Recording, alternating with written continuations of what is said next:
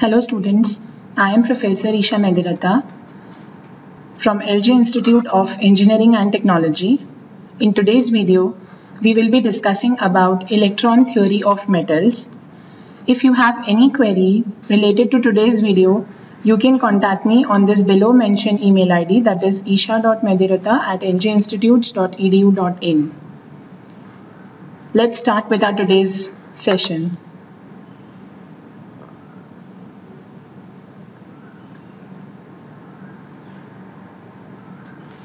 Okay, so let me just start with our first topic, that is electron theory of metals.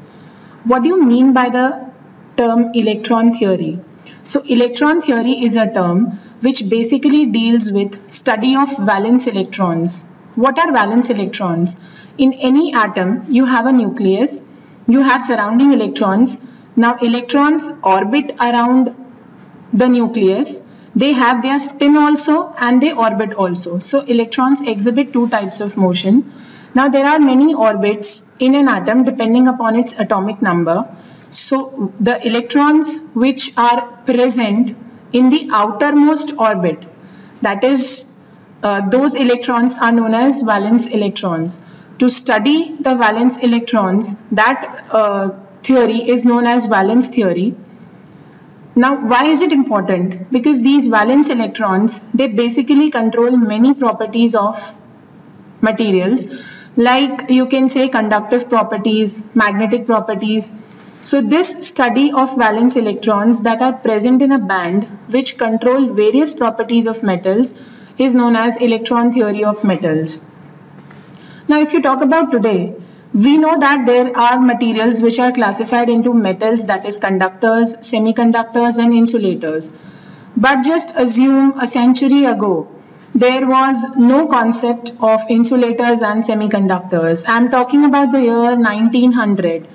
That was the year when the first theory was proposed.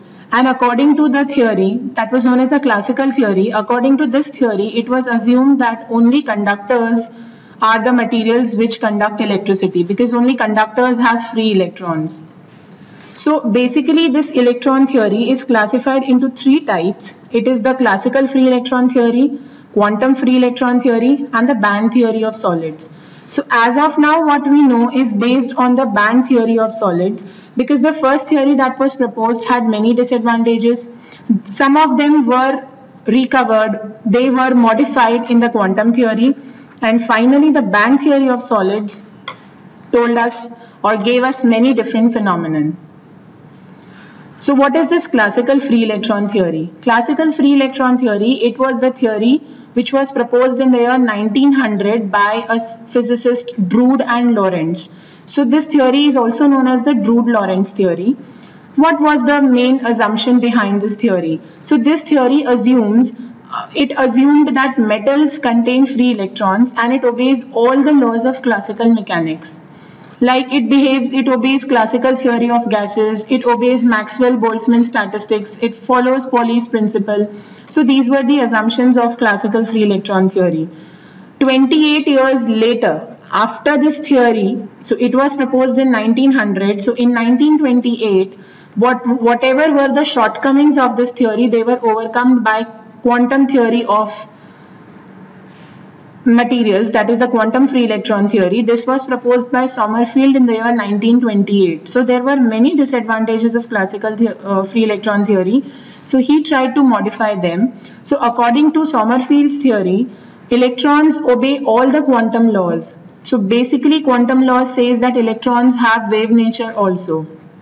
And electrons move in a constant potential.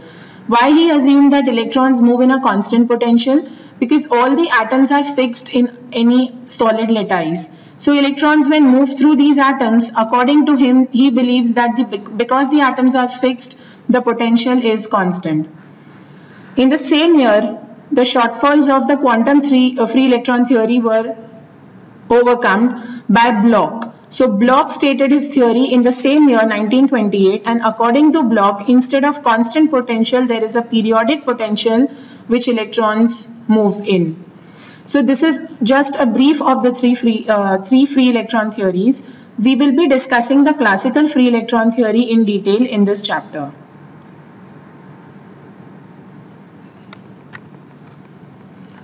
So now let us start with the classical free electron theory. So first we'll discuss what are the main assumptions, or you can say the postulates of free electron theory. What was the base of proposing this theory? So according to Drude and Lorentz, they said that a solid material, a solid metal has a nucleus with revolving electrons, and he believed that these electrons move same like molecules of a gas. If you consider solids, liquids and gases, solids have atoms which are tightly packed. Liquids have comparatively loosely connected atoms, and if you consider gases, the atoms can move freely. So the molecules can move freely inside a gas. So their assumption was metals also have free electrons like molecules of a gas. What happens when no electric field is applied? If there is no additional energy applied to these electrons, according to Drude and Lorentz, they will move in random directions. What happens if they move in random directions? If they are moving randomly, they will collide with each other and there will be no loss of energy because these collisions are elastic. What do you mean by elastic collisions? Suppose if two electrons collide with each other, they will impart the energy because energy is never destroyed. So they will impart this energy to another electron. So this is how chain reaction will be formed, and that is the reason we say that these collisions are elastic in nature. Then what was the third point? The momentum of these free electrons obeys all the laws of classical kinetic theory of gases. Now, kinetic theory of gases says that, suppose I say I have a container which is filled with gas. So there are some gas molecules over here. What happens to these gas molecules? They collide with each other. Suppose these two are colliding with each other, they will impart their energy to the third one. There will be no attraction between these two, because if there is an attraction, they won't be able to move. There is no attraction between these electrons and the walls of the container, and the kinetic energy will increase with temperature. So these are some basic laws of kinetic theory of gases, and according to Drude and Lorentz, metals, the electrons inside the metals obey all these laws. The electron velocities in metal obeys Maxwell-Boltzmann distribution of velocities. Maxwell-Boltzmann distribution law, it defines the occupancy levels of electrons. We'll be discussing further in this chapter itself. When electric field is applied to metal, now what happens if an electric field is applied to a metal? All the electrons will try to align in a direction opposite to the electric field, because the motion of electrons is always opposite to electric field. This I discussed in my previous video. So when electric field is applied to the metal, the free electrons are accelerated in a direction opposite to the direction of applied electric field. So these are the main assumptions of classical free electron theory. Let us move ahead. The success points of classical free electron theory. It states that this theory verifies Ohm's law. We know that Ohm's law is equals to V is equals to IR, and based on Ohm's law, in the previous video we derived J is equals to sigma E. So if we start from J is equals to sigma E, we will be reaching Ohm's law. So that is the reason this theory verifies. It states that Ohm's law is obeyed. It explains electrical conductivity of metals, it explains thermal conductivity of metals, and it derives Weidmann-Franz law. I'll be discussing in my next video what is Weidmann-Franz law, but let me just tell you, Weidmann-Franz law is a law which relates electrical and thermal conductivity of metals. Now if you consider metals, they are good conductors of heat and electricity both.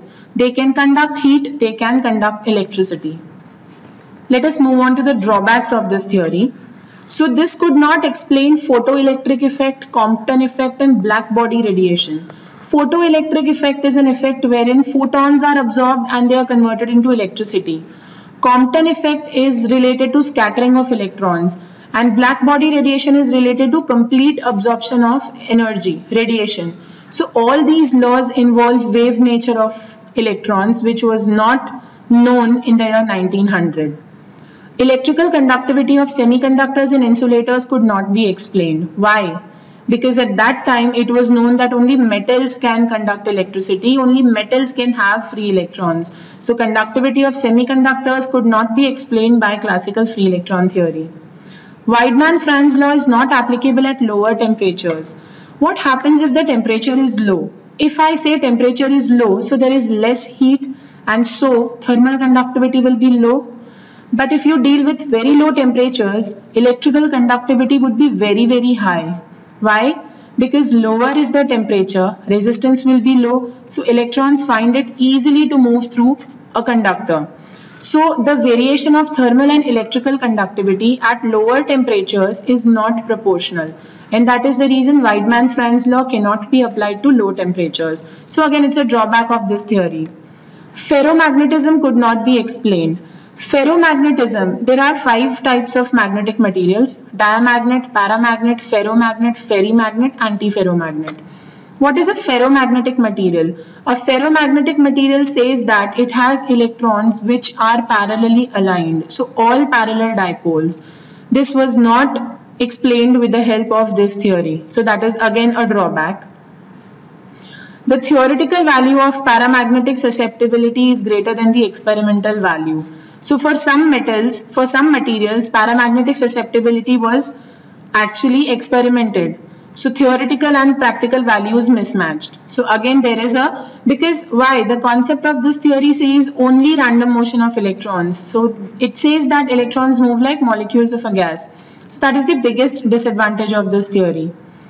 According to classical free electron theory, specific heat of metals is given by 4.5 R, where R is a constant, whereas experimental value is 3 R. So this is related to specific heat. According to classical free electron theory, specific heat, but the actual value is 0.01 R. Expression. Now we'll move on to an expression where we derive electrical conductivity. You already know what is electrical conductivity. It is a property which enables a flow of electrons, which easily allows flow of electron through a material. There is a relation between resistivity and conductivity. It is inverse of resistivity. Now let us derive its relation, its equation based on this theory. So it's a property that allows flow of electric current. Electrons experience a force in the presence of electric field, due to which they are accelerated. So when an electric field is applied to electrons, they experience a force which drags them in opposite direction. So suppose electric field, I say suppose electric field is applied in this direction, your electrons will move in this direction. So this is the value of, say, applied electric field, and this will be the direction of electrons. So they are accelerated in the opposite direction. So suppose I say the electric field applied is E, the force experienced by electrons will be E into E. But we also know that force is equals to mass into acceleration.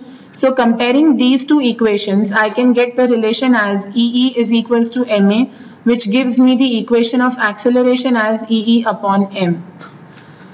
Now we suppose that the electron has collided with the positive ion core, because when it moves in a direction opposite to electric field, definitely there would be collisions with the atoms.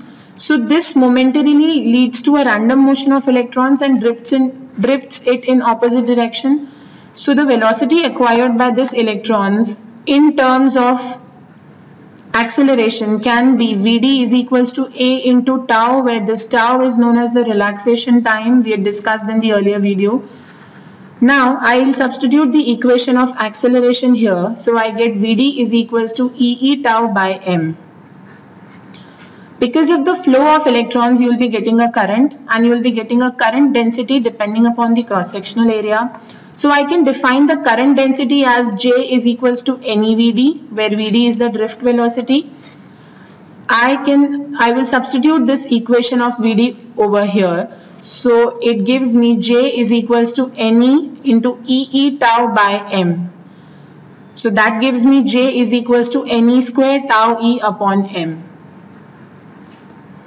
But we know that J is equals to sigma E. We derive this relation on the basis of Ohm's law.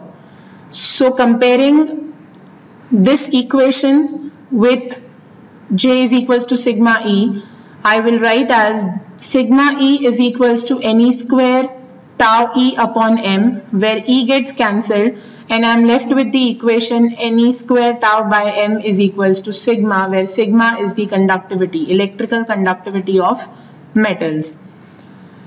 Since this theory, the classical free electron theory, is based on kinetic theory of gases, the kinetic theory of gases says that half mv square, that is kinetic energy of electrons, is dependent on temperature. This is a relation you have already studied. It's half mv square. Kinetic energy is equals to 3/2 kBT, where kB is known as Boltzmann constant. Its value is 1.38 into 10 raised to minus 23 joule per Kelvin, and T will be temperature. So this is going to increase if temperature increases. So based on this kinetic theory of gases, this relation I can write M as 3 kBT upon V square. Now I will be substituting the value of M from this equation in the above derived equation. So I can write sigma is equals to Ne square tau V square upon 3 kBT. Now we know that, you know what is mean free path, the average distance which is traveled by electrons between successive collisions. So I will be just substituting this tau into V. This term tau can be defined as lambda by V. So substituting the value of tau as lambda by V, I get the final equation of conductivity as Ne square lambda V upon 3 kBT. Now this is a relation in which sigma can be defined on the basis of kBT, and this relation is completely based on classical free electron theory, the assumption the classical free electron theory is based on. So according to this theory, we can say that electrical conductivity decreases with temperature. That is what we know, because when temperature increases, resistance is going to increase, and so electrical conductivity will decrease. So this was all about the basics of classical free electron theory. We will be discussing thermal conductivity, Weidmann-Franz law in the coming videos. Hope you have understood the topic. For any queries, you can get back to me on my email ID. Thank you.